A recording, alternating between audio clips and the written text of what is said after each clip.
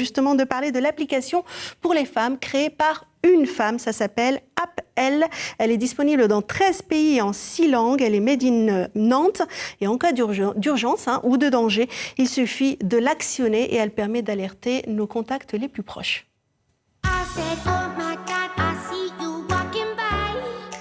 Alors, Diariata Ndiaye, est-ce que vous pouvez tout d'abord nous parler de l'association que vous avez fondée en 2015 et qui s'appelle Résonante? Le but, c'était de sensibiliser.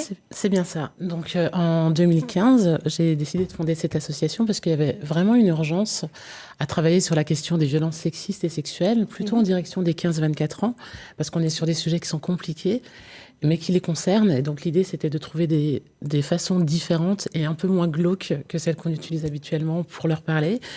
Et il y avait aussi cette urgence à créer des outils concrets pour les victimes qu'on pouvait rencontrer. Et c'est comme ça qu'est venue l'idée de l'application App-Elle. D'accord. Alors, cette application, elle est gratuite, tout d'abord. C'est bien ça. C'était évident, en tout cas pour moi et pour nous, dès le départ. Parce que la question de la sécurité, et le fait de se sentir bien et de se sentir en sécurité et même d'accéder à du soutien ou à de l'aide, tout simplement, pour nous, c'était évident que ça soit gratuit. Donc, on peut la télécharger sur notre smartphone. C'est bien ça. Et expliquez-nous comment ça fonctionne. En fait, il faut préinscrire déjà des proches que l'on connaît. Alors, quand on la télécharge, on invite jusqu'à 3 personnes de confiance à la télécharger. Donc, une fois que la connexion est faite, on n'a plus à y toucher. Donc, une amie, c'est ça, ma ça peut être exactement. Voilà, on définit jusqu'à 3 personnes. Ça peut être vraiment une personne enfin, ça peut être ma voisine, ma copine, comme une personne située dans une autre ville. Vraiment, l'idée, c'est de définir des personnes de confiance. C'est pas grave, vous avez tapé dans le micro, Michel ne sera pas content au son, mais c'est pas grave, on continue. Donc vraiment, l'idée, c'est de définir des personnes de confiance parce que ces personnes de confiance ont quand même un rôle important. L'idée, c'est que quand on va être en difficulté, lorsqu'une alerte va être enclenchée, ces 3 personnes de confiance vont recevoir une notification. Elles vont entendre en direct ce qui se passe, elles vont avoir le suivi GPS en temps réel, et donc en comprenant la situation, elles ont pour rôle de soit organiser les secours, soit de rejoindre la victime si elles ne se mettent pas en danger. Vraiment, l'idée, c'est de permettre de lancer une alerte, de prévenir 3 personnes et de leur faire comprendre ce qui se passe. Donc, j'ai pas besoin de composer leur numéro, parce que c'est vrai que dans une situation d'urgence, on n'a peut-être pas le temps de prendre son téléphone, d'aller dans ses contacts, etc. Donc là, on lance l'application et ça le fait tout seul. Et vous disiez, ça enregistre ce qui est en train de se passer. Donc, il y a des enregistrements audio.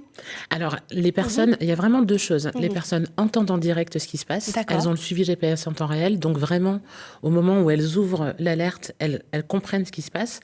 Et toutes les alertes sont automatiquement enregistrées. Donc, ça permet 2 choses. Ça permet de réécouter. Imaginons que l'alerte a été lancée depuis 3 minutes, que je ne l'ai pas vue. Je vais pouvoir revenir sur le moment où l'alerte a été enclenchée et basculer aussi sur le direct pour bien comprendre. Mais ça permet aussi, si je décide d'aller porter plainte ou de faire valoir mes droits, je vais pouvoir leur proposer d'accéder à ces audios. Et ça, c'est reconnu aussi par la police, c'est-à-dire que ça peut valoir de preuve. C'est ça, et puis on a différents exemples. Et d'ailleurs, il n'y a pas plus tard qu'il y a 3 jours, on a eu un témoignage d'une femme qui a pu enclencher une alerte. Son beau-frère est venu appeler la police et son conjoint a été arrêté. Et donc, suite à l'écoute de ces audios. Exactement, il s'est servi de ces audios pour faire condamner le conjoint. Et donc, c'est vrai que là, pour le coup, c'est très concret. On sait que dans les situations de violence, que ça soit dans l'espace privé ou dans l'espace public, la question des preuves est un vrai sujet. Donc, l'idée, c'est de prévenir des personnes et de pouvoir se servir de ces alertes pour aller déposer plainte. Delphine, vous connaissiez cette application ? Du tout, en fait. Mais c'est vrai que c'est très, très pragmatique et très réactif, en fait. Effectivement. C'est étonnant, bravo. Merci. Et puis, vraiment, l'idée, c'était de faire savoir aux victimes de violences qu'elles ne sont pas seules. Parce que, concrètement, on n'est pas là pour dire qu'une application peut faire arrêter les situations de violence. C'est pas une application anti-agression. C'est une application qui permet d'alerter rapidement, d'alerter plus rapidement qu'un appel direct vers les secours. Mais l'idée aussi, c'est qu'on sait que les violences ont des conséquences sur la santé des personnes. Et il existe plein de dispositifs, plein d'associations qui font de l'aide aux victimes, celles qui sont dans des situations de violence. Certaines sont, elles sont dans l'application. Et donc, lorsque moi je l'active, je peux voir quelles sont les ressources qui sont autour de moi. Ben, Donc c'est ça, la c'est qu'on police, a l'association, et je c'est ça. peux m'y rendre du coup. C'est qu'on peut enclencher une alerte, on peut appeler les secours, on peut appeler les associations qui font de l'aide aux victimes, que ça soit de l'accompagnement juridique, de l'hébergement d'urgence pour les personnes qui vivent des situations de violence, ou bien de l'écoute, tout simplement. On a des fiches conseils, on peut être géolocalisé et voir les structures physiques dans lesquelles on peut se rendre, comme les hôpitaux et les gendarmeries. Enfin, vraiment, quand on est victime de violence, c'est une situation qui est assez compliquée, peu importe que ça soit une fois ou que ça soit des situations de violence récurrentes. Et vraiment, l'idée, c'est de faciliter toutes les démarches des victimes. Il faut que ça soit simple, et on a centralisé tout ce qui pouvait leur être utile. Votre application, elle est d'intérêt général. D'ailleurs, elle est reconnue par l'État. En fait, vous êtes à la base, vous êtes une artiste. Ouais, c'est ça. Vous avez créé des spectacles sur cette thématique-là, des violences sexistes et sexuelles. Vous avez eu l'idée de l'application, mais à la base, vous n'êtes pas technicienne, vous n'aviez pas envie de la créer. Ça a été un peu malgré vous, finalement. Non, mais c'est ça, c'est qu'à la base, moi, j'écris des chansons et j'aime beaucoup écrire des chansons, et c'est ce que je continue à faire. Et vraiment, je l'ai fait parce que je me suis vraiment retrouvée, je n'avais aucune conscience qu'il y avait autant de victimes de violences, et puis je me suis retrouvée face à elles, en fait. C'est-à-dire qu'en jouant mon spectacle assez naïvement sur la question des violences, je me suis retrouvée avec tous ces témoignages, et donc je me suis mise à côtoyer toutes ces victimes de violences qui avaient des problématiques qui étaient assez similaires finalement.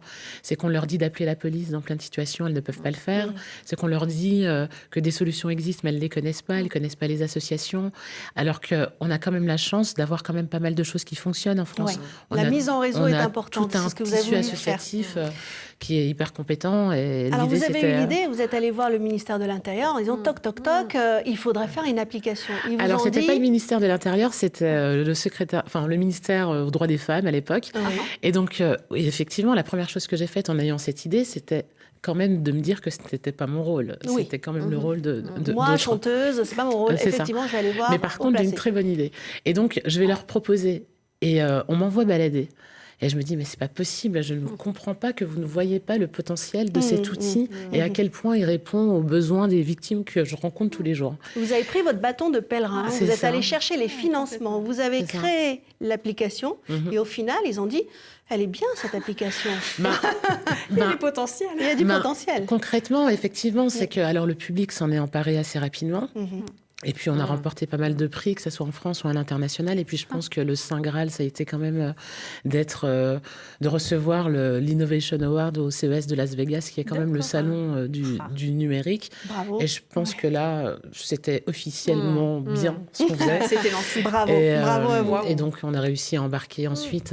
Mais il fallait aussi convaincre, parce que c'est vrai que je suis un petit peu critique en me disant ça aurait quand même été plus facile si dès le départ, le gouvernement nous avait rejoints. Et en même temps, de se dire que le numérique, en 2015, c'était pas si fiable qu'aujourd'hui. Il a fallu convaincre que c'était fiable, que ça marchait, que c'était fonctionnel. L'expertise d'usage et du citoyen. Bravo à vous. Donc il a fallu convaincre.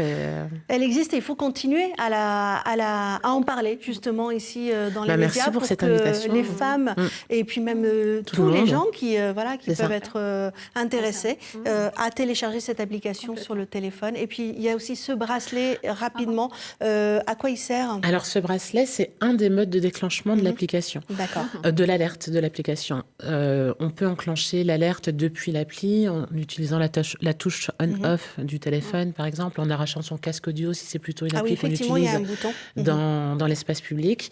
Et on a créé ce bracelet qui est connecté par Bluetooth. On fait un appui long de 4 secondes et ça permet d'enclencher l'alerte sans avoir à sortir son téléphone. Donc, bravo à vous. Je rappelle qu'elle est présente et disponible, cette application, dans 13 pays et en 6 langues. Et c'est vous qui l'avez mené à bout, ce projet. Bravo à vous.